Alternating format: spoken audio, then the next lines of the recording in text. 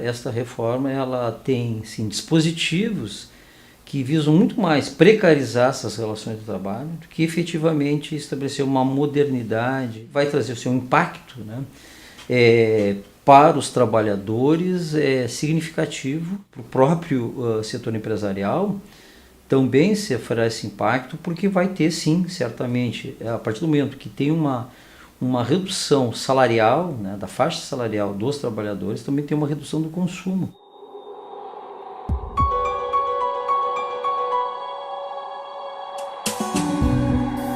O que hoje está sendo proposto em termos de reforma trabalhista é algo que termina aviltando a dignidade da pessoa humana, do cidadão, que coloca a sua força de trabalho a serviço de outrem.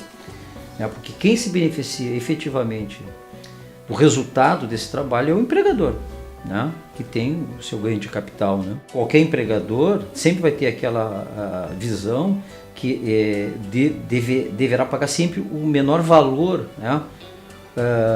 O menor salário ou o menor encargo na utilização dessa mão de obra, para que o resultado desta mão de obra, da produtividade dessa mão de obra, seja o máximo possível, então, em termos de lucratividade. O risco qual que se pode verificar é que sempre quando eu procuro menor preço, pago menor preço por uma mercadoria que é esta mão de obra, certamente que nem sempre eu tenho o melhor profissional, o mais qualificado, né? Então, às vezes o resultado esperado para o próprio empregador também não é do melhor resultado. Quando nós temos um ordenamento jurídico trabalhista que estabelece condições dignas, trabalho decente, salário justo, também é nessa perspectiva, para que aquele profissional que está vendendo sua força de trabalho, ele possa ter uma compensação, na qual ele diz, olha, vale a pena eu ser o mais eficiente possível, né, eu ter a maior dedicação possível, porque eu tenho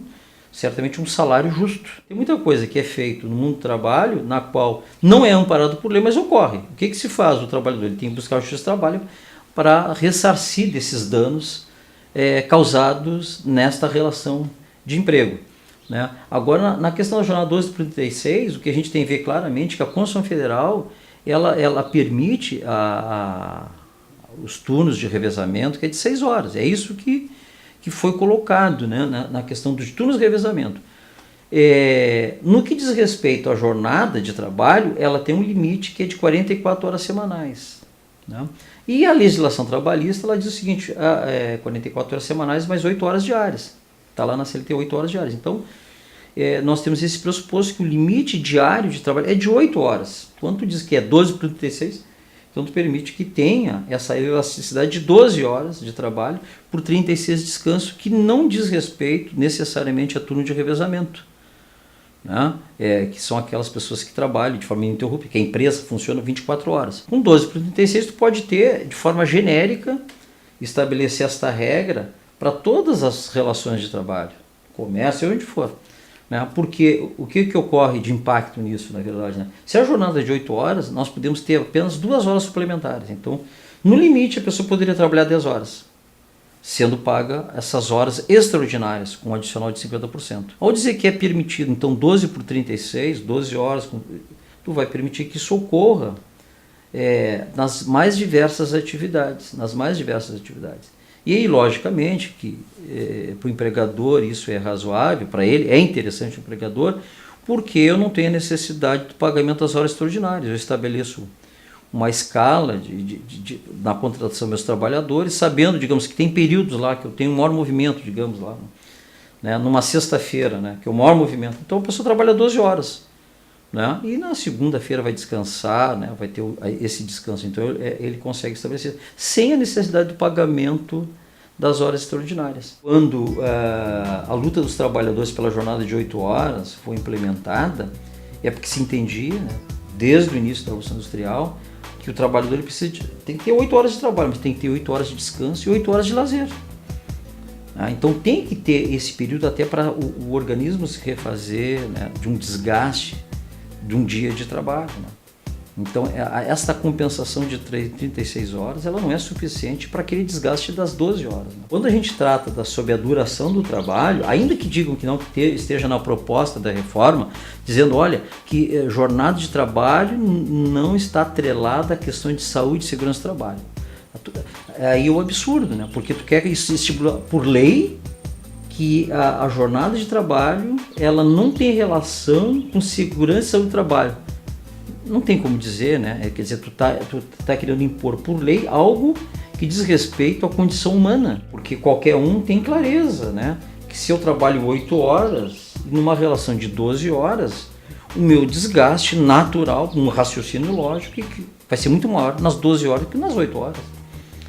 Né? E que isso, de alguma maneira, vai afetar a minha condição física, a minha saúde.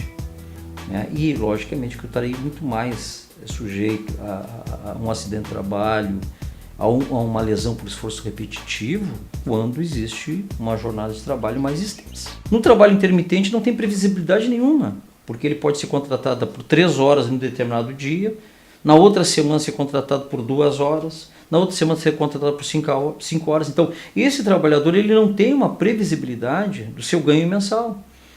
Né? E o que tem de mais danoso ainda na questão do trabalho intermitente é que esse trabalhador, ao ser contratado, ele cria um vínculo na qual ele não vai poder ser alocado, né? Ou ser contratado por outros empregadores. Né? Então ele fica à disposição, né, desse empregador, mas no entanto sem receber uma contrapartida, sem receber salário. Até mesmo quem for comprar, digamos, qualquer bem no comércio, na hora de apresentar os comprovantes, né, de que ele tem condições de cumprir com aquela obrigação, com aquele parcelamento, vai ser difícil o setor empresarial, né, dar crédito, porque é trabalho intermitente, não sabe por quanto tempo é aquela atividade, que garantia tem, que estabilidade. Né? Então essa figura da instabilidade ela será permanente. Hoje tem várias atividades, né, em que existe essa prestação de serviço. No entanto, o que ocorre? A legislação é muito clara. Nessas atividades na qual é executada esse tipo de atividade, existe o risco, certamente, do empregador sofrer uma reclamatória trabalhista por parte desse empregado, né? E criar o vínculo. Né? Ao ser estabelecido o vínculo, ainda que ele tenha essa atividade intermitente, a contratação será mensal, né? Então ele tem todas as garantias de receber um salário mínimo, ou o piso da categoria na qual ele está exercendo aquela atividade. Né? Ele terá os recolhimentos de fundo de garantia por tempo de serviço, se caso não for, a empresa terá que ressarci-lo quanto a estas prestações, 13º, férias. Então, ao ser reconhecido o vínculo, né, ele passa a ter essas garantias. Claro que ele vai ter que buscar isso na Justiça do Trabalho. O que nesse questionamento que tu faz, né? Ao ser reconhecido o trabalho intermitente, esse trabalhador não poderá mais buscar o vínculo. Não se é contra o negociado, né?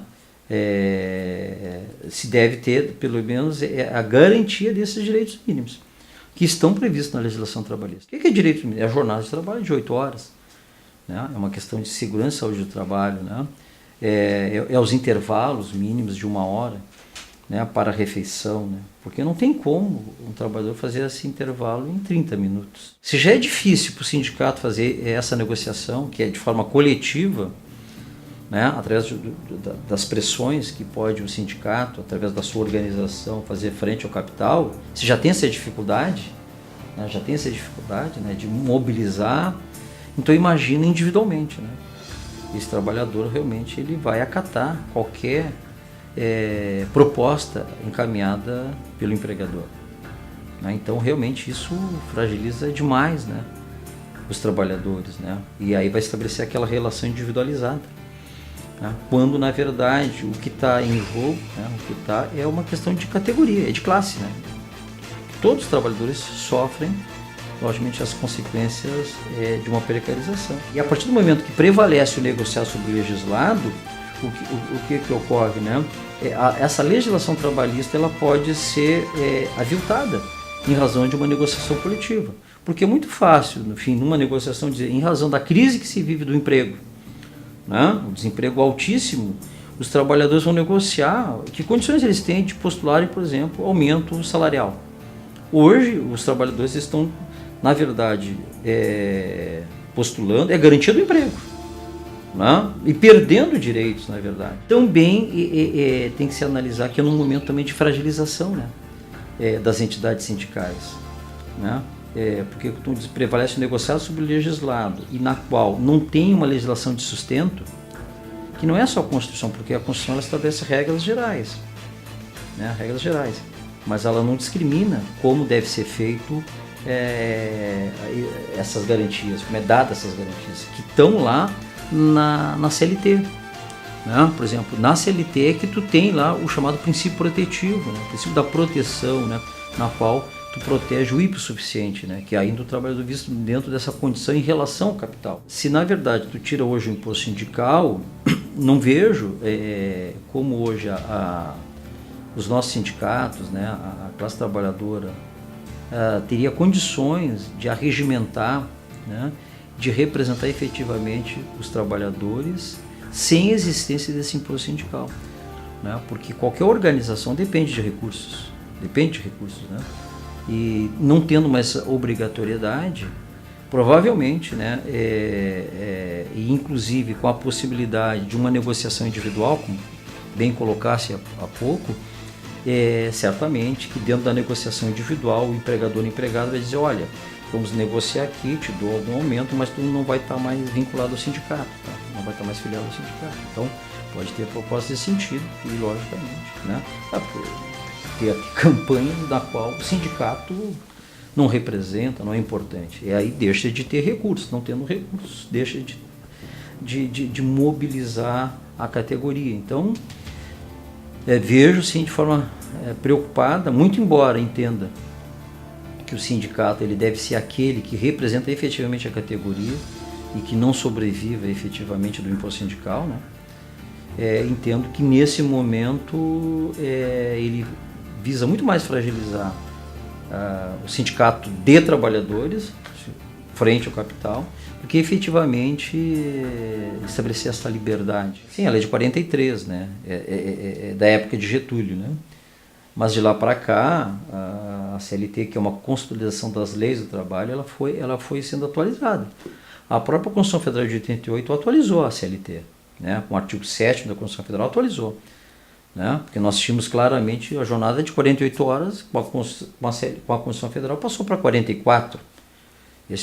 Só para colocar nesse aspecto, né? Os turnos de revezamento, tanto outras questões que a Constituição Federal ela regulamentou, a questão da prescrição quinquenal.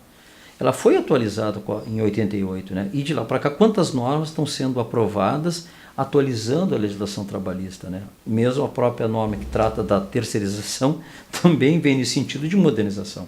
Então a reforma já está ocorrendo. Então vem com o discurso de que ela é atrasada, não dá para dizer assim, porque não é a mesma, né? Não é a mesma CLT lá de 43, né? E ela de alguma maneira ela responde às questões que nós vivemos nas relações capital-trabalho. Né? Que poderíamos pensar claramente só em termos de modernidade. Olha, nós poderíamos pensar então a redução da jornada de trabalho, né? Porque as 44 horas semanais que foram garantidas com a Constituição de 88, a proposta era de 40 horas semanais. No entanto, foi feito um acordo, né, no Poder Constituinte originário para as 44 horas. Tem projeto de lei para a jornada de 40 horas semanais. Penso eu que a redução da jornada para 40 horas semanais, ela sim pode propiciar o maior número de empregos, né? Estabelecendo uma jornada. E até em razão das inovações tecnológicas. Hoje, em razão da intensidade do trabalho, se trabalha muito mais do que há 20 ou 30 anos, em razão das inovações tecnológicas, né? Porque ao longo desse tempo foi suprimido o período de não trabalho, né? Porque todo o nosso trabalho é muito intenso em razão das inovações tecnológicas, né? Então existe uma agilidade muito grande e praticamente não existe tempo ocioso. Todo tempo é tempo de trabalho. Então existe uma intensidade. Então poderia muito bem existir uma redução da jornada de trabalho. Como existe projeto no Congresso Nacional para a redução da jornada de trabalho para 40 horas, que é o que já existe convenção da OIT, tratando as 40 horas. Mas isso não está no projeto, né? da redução da jornada para 40 horas. Na verdade, está projetos para ampliar a jornada de trabalho, né? Estabelecendo mais desgaste. E esse sim seria um debate a ser feito, né? Na questão da redução da jornada de trabalho, para ter mais tempo livre, né? Para as pessoas poderem até consumirem mais também e ter possibilidade que todos possam trabalhar. E a Justiça do Trabalho, ela tem um papel fundamental na história brasileira das relações capital-trabalho, que ela, pelo menos, ela procura, né, estabelecer esse equilíbrio, né, entre as classes, né, classe patronal e a classe trabalhadora. Né? Então, ao exercer esse papel com base na legislação trabalhista, né, no ordenamento jurídico, Constituição e a própria CLT, ela estabelece um equilíbrio, né, para que não tenha exageros, né, por parte do capital. Né? Porque se a gente for pensar numa ideia de uma livre contratação, que é o que vigorava no início da Revolução Industrial, então a gente sempre soube condições precárias de trabalho infantil, né? Com crianças com 5 anos de idade trabalhando, pessoa trabalhando 16, 18 horas por dia, condições as mais difíceis.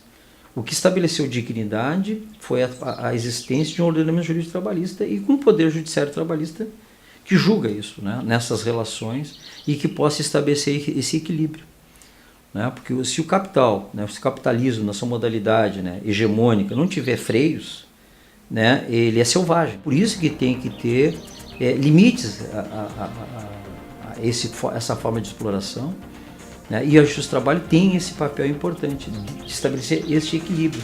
A partir do momento que a Justiça do Trabalho ela deixa de ter recursos, né, e ter investimentos para atuar como moderador, né, dessas relações, certamente quem sofre é a classe, né, que depende do trabalho. Já que isso envolve toda a sociedade, né, tem que ter um debate muito relevante, né, tem que abranja boa parte da sociedade, porque muitas pessoas não têm clareza, né, desses impactos, né, que a reforma está colocando para toda a sociedade. Né? Então mereceria sim uma discussão ampla. Todas as entidades, né, ligadas aos trabalhadores, né, assim como também aquelas entidades, associações, né, vinculadas à Justiça do Trabalho, ANAMATRA, Associação de Procuradores do Trabalho, né, diversas entidades, CNBB, todas elas são contrárias à reforma trabalhista. Todas elas são contrárias à reforma trabalhista. Né? Então, aquela que tem uma perspectiva de humanidade, né, da importância de valorização da classe trabalhadora, tem sim uma preocupação muito nítida em relação a essa reforma, de que ela precariza essas relações, né, e que vem a favorecer tão somente um lado, né, que é o lado do capital. Né. Então isso é bastante preocupante, né, pela condição de precariedade que coloca boa parte da sociedade brasileira, né. Porque boa parte da sociedade vive do seu trabalho, né? Ou a classe que vive do trabalho, né? E de alguma maneira são reguladas pela legislação trabalhista. Então a sociedade, de um modo geral, ela vai sofrer, né, consequências nítidas nesse aspecto, conjugado com a questão da reforma da Previdência, né, que amplia o tempo de trabalho, né, para aposentadoria, né? Então é algo extremamente danoso, né? Pegar a reforma trabalhista conjugada com a reforma da Previdência precariza muito, né, aqueles que vivem do seu trabalho.